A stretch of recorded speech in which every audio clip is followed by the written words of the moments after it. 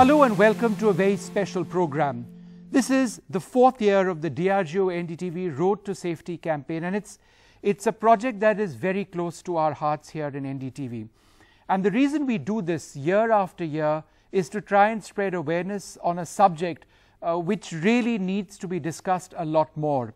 And in as much as we've done stories and we've done projects, we always have felt that we need to continue and we need to sustain this campaign, because the ultimate goal over here is simple. The goal is to save lives. How you actually do that when it comes to an issue as difficult and complicated as road safety means looking at multifaceted issues.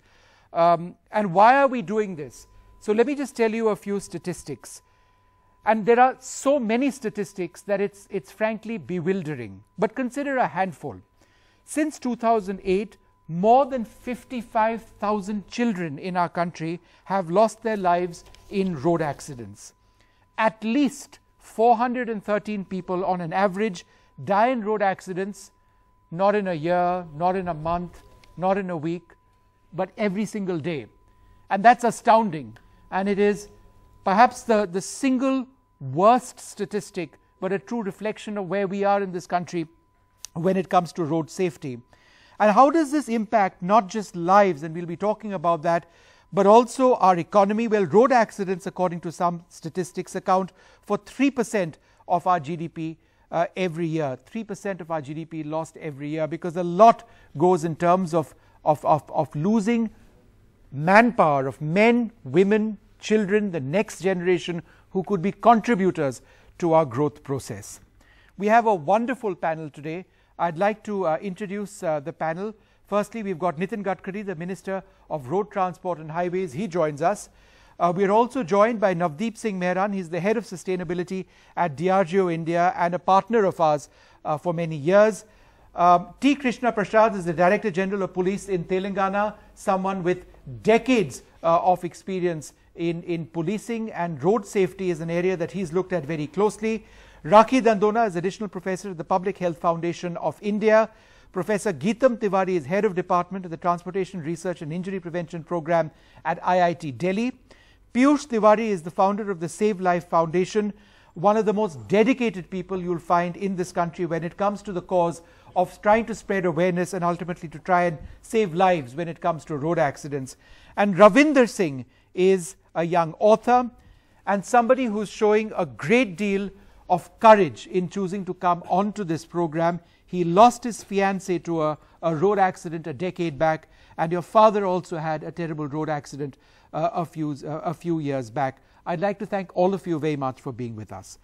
Mr. Gadkari, let me come to you first. And this is an issue which we perhaps haven't focused on enough in our last few years: road design and engineering. Now, there is a direct link between the poor construction of roads and the poor design of roads and fatalities in road accidents. But you are involved in perhaps India's most ambitious program to build roads and highways in this country. What have you done, sir, to ensure that road engineering is something that you've looked at to ensure that the roads that we are now building result in fewer lives lost? Previously, actually, I accepted that there was not very much planning in road engineering. But now from last 3 years, 4 years, we are taking strong decisions. Now we are improving DPR, detailed project reports. We have identified the black spots named as accidental spots. We are spending 12,000 crore for improvement of 786 black spots. Previously, there was a policy for economic viability. In some of the project, the department, the ministry and the NH has taken a decision to drop underpass, flyover, but that was not correct. It is really very, very dangerous to the life of the people. And every year we are facing at least 5 lakhs accidents and 1,50,000 deaths. Now we have a highest priority to how we can save the life of the people. And now in the new DPR, detailed project reports, we are giving highest priority for road safety. Even I have taken a decision. If suppose the DPR is faulty and if the accident taken place, then it will be responsibility going to the person, company who is making DPR. So today we are very cautious about it and we are very strict about it. We want to save the life of the people, and we are already moving towards the very systematic technical planning in the road construction. So that's welcome. That's fantastic to know, and hopefully it will make an impact in the years to come. But ultimately, the quality of roads is one thing. The quality of drivers is something completely different. And as we've seen in our country for decade upon decade, just possessing a driving license alone is no real certificate of a person's ability to drive. And the task of actually training drivers, of educating them in how to drive in a safer manner seems overwhelming. We have millions of drivers. So in as much as you look at roads, what are you doing to look at licensing and driver education? In our country, it is the fact that we have more than 30% bogus licenses. Actually, the transport is a subject in a concurrent list, and there is full control of state government on this system. Unfortunately, India is a country where you can get easily driving license. Now, by new Motor Vehicle Act, which is prepared by taking all suggestions from the state governments, and transport minister belongs to a different political party. Then with the help of World Bank, we have studied the law of USA, Canada, then UK, Singapore and Germany. On the basis of that, we have prepared this act. Now act is passed in the parliament, and now it is with the Rajya Sabha. I am expecting this session we will get clearance from it. In this act, there is a provision. There we are going to open 2,000 driving training schools. Already we have up to 100 driving training schools in the country. There is a track, and by computer will take the examination of driver, and he declare pass or fail. No human error is there. And then that computer, that whatever the test result will be, that will immediately pass to RTO office. Then RTO, it is mandatory for him to give him license within 3 days. Now this system is very scientific. And second thing, we are preparing the e-data of driving licenses. The person who is taking driving license in Maharashtra, he is taking other license in Punjab, other in Andhra Pradesh. So now everywhere the data will be there. It will not be easy. It will be linked to Aadhaar, and that is the reason that there will be no chance for anybody to make any furgy licenses. At the same time, we are taking preventive measures. For particularly in India, we have 22 lakh of drivers, shortage of 22 lakh of drivers, and now we are making the training. That training will be very useful, and I feel that there are the big manufacturing company, they are coming forward and they are started their training centers, and in due course of time we will create employment to the people. And our priority is to open this training center, driving training center in the backward area, tribal area, in the rural area, the agriculture sector where more employment is needed. And I feel that by this passing this act into Rajya Sabha, we will get the right, and we will definitely going to improve the situation. Okay, we'll come back to Mr. Nitin Gadkari in a little while from now, but I just want to move on to our panelists. Ravinder, let me come to you. You know, when you lose somebody as close as a fiancé in a road accident, it's a life-altering experience. It changes everything. What made you decide to come on this program? It's been 11 years. I lost my then girlfriend, and I do remember I was a die-hard romantic person. On 14th of February, which was my then planned engagement ceremony, I was holding that wedding ring and standing on the other side of the ICU, waiting for her to come back and talk to me. It never happened. She never got a chance to say goodbye. So when it all happened, the way things unfolded, it was traumatic. 10 years down the line, I still see that I wake up in the morning reading about so many accidents that would have happened on the roads of our country last night. So certainly nothing has changed, or perhaps if things have changed, it's not to the point that I can feel that tomorrow somebody is going out on road, he or she is safer. And that's the reason I chose to not only come here, but also write books and stories on the fact if we can change something on the roads of our country. Mr. T. Krishna Prasad, you know, there's so much to talk on this subject, but let me ask you this, as a police officer, you know, you would have first-hand seen almost on a daily basis, you and the men and women that you command, you know, how lives in the blink of an eye, you know, get demolished, get destroyed.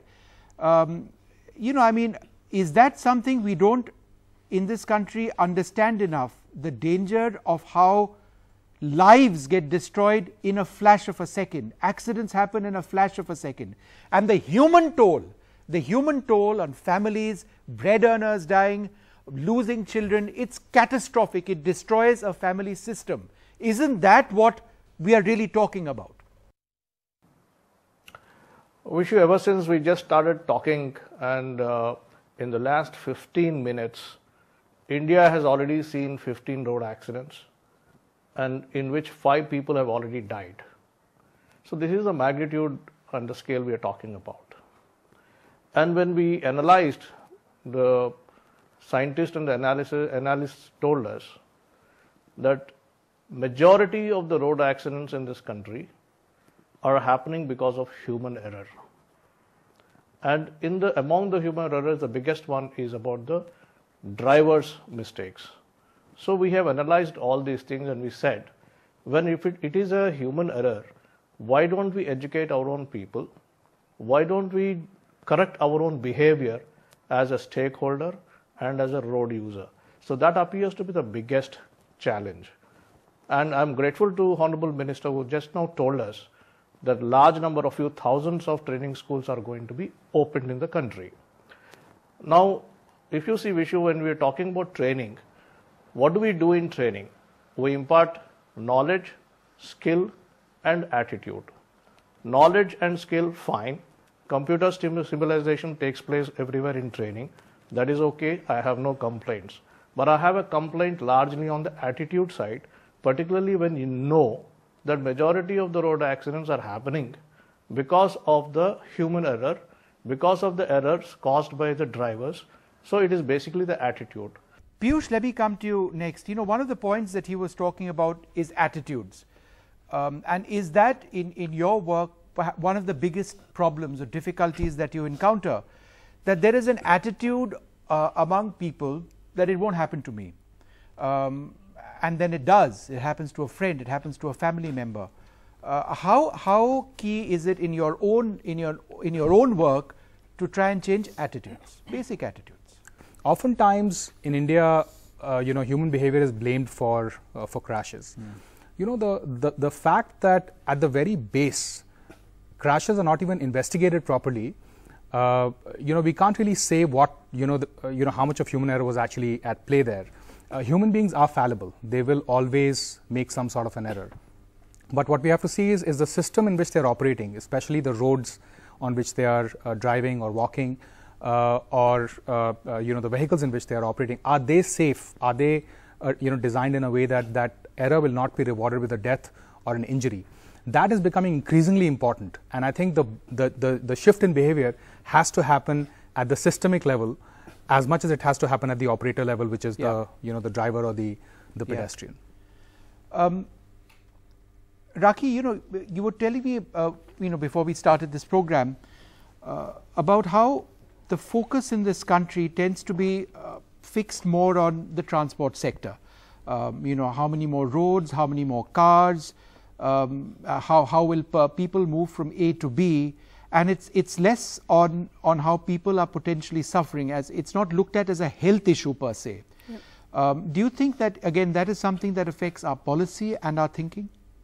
It does, and if I could take a minute and explain that. When we look at two things in terms of attitude, and that is related to why we don't see it as a health issue per se, we see it as a transport issue, is we call it as road accident. An accident means that the notion is it's inevitable and hence not preventable. For a very long time within the research in injuries, the scientific field, we have replaced that word accident with crash. So it's a road traffic crash, and the minute you say crash, the idea is that you can actually prevent a crash from happening. So that notion has within the science changed for a very long time, but we haven't changed that in our system here yet. So that attitude would go a long way in saying that we can actually do something about them. And when you bring prevention in, that's when you get the health in. And if you just talk of numbers, and you mentioned the numbers, saying how many people die in those road crashes every day. That number for 2016 is way more than what you mentioned. The projected number is actually 2.5 lakh people die every year, which is about 700 a day. It is way more than 400, which was in 1990. So we've actually gone way beyond what, instead of coming down, we've actually gone up. Now, is that, Piyush, also a number that you see? It's more than 413 at this stage? Yeah, so as per the government data, it is 413 per day. Right. But what we do agree with completely is that there is a massive amount of underreporting. And I think what PHFI has done is that they've quantified that underreporting and added that layer to that 1,51,000 How have you been able number. to add that number? Because the difference between 413 and more than 700, what you're saying, is huge. It's almost, I mean, it's getting to double that. How have you accounted for that underreporting? It's a key statistic. Right. So this was work done in collaboration with ICMR recently as part of Global Burden of Disease study, which is when you correct for the underreporting of certain disease conditions, including injuries. So road crashes were part of that. So there are population level data available as to how many crashes do not get to the police and how many deaths do not get to the police. So you correct for that level of underreporting and then project the number. Right. So that is how this new number is way more than what we actually think could be. So the number could be anywhere between 100,000 here, 100,000 there. But the point is that the number is huge enough and we cannot continue to ignore it. Yeah. But when it comes to health, we are not looking at the numbers in the right way. If I were to convert this number into how many people die every per 1 lakh population, let's say it's 23. That doesn't sound like a big number. India is a big country, 23 people per lakh population die, so what? But when you look at who are the ones who are dying, these are young people, 15 to 44 years age group. So this is young, productive age group people who are losing their lives. That is why your 3% GDP comes into play. So they haven't even gotten to live their life yet. So that 23 perspective changes by years lost into about 185 years are lost for that 1 lakh population. Right. But if I add disability to it, so about 2 million people are disabled in India every year because of road crashes, that becomes over 1,000 years lost because of either death or disability in that 1 lakh population. Yeah. So that is huge, and that's why and health disability is an issue that people don't. In fact, you were telling me that just a few recently, in fact, I mean, of course, a decade back, you lost your fiance. Your father met with a serious accident, and he's disabled now as a result. That's what right. happened? I mean, if you could. He lost his right leg above knee, so everything came to standstill. He was an independent man, but ever since this accident happened, fortunately, we were able to save his life, and he was there in the hospital for 51 days. But then, how were you able to save his life? The accident happened in a village. From a village, he was transported to a village hospital. The ambulance took another 2 hours. We missed the golden time period. One hospital rejected. It went to the next hospital in town, and this happened very close to Chandigarh. And I was here in Delhi. So by the time I could reach out to him, the entire night was past, and he was bleeding in PGI, kept on a stretcher in the morning. So 14 hours later, the doctor said nothing at all, that will we be able to save him or not. Only 5 days, 3 surgeries, a lot of B negative blood, which was rare, which is a rare group. Later they said he will survive, but we cannot save his limb. Right. So he underwent so many surgeries. By the time we had to part way with his limb. But the life that he is living today, he did not want that life. No. He's completely dependent on me right now. Of course, we talk about prosthetic, we talk about medical science and engineering and everything. But then at 65, he is now living a different life, and he hates to live that. Quality of life goes down dramatically. Yeah. Mr. Prasad, let me ask you a little bit about the golden hour. How is that such an important part of the training of the policemen and the policewomen that you command, that when they see somebody who's injured, that they have to get them to hospital within an hour? But that becomes so difficult given the traffic on our roads. But how important is that? I think quite a considerable percentage of the casualties in road crashes, I put it directly proportional to the absence of the principle of golden hour. As far as the training is concerned, the police men, the officers and the constables are trained about the golden hour. They are conscious about the golden hour.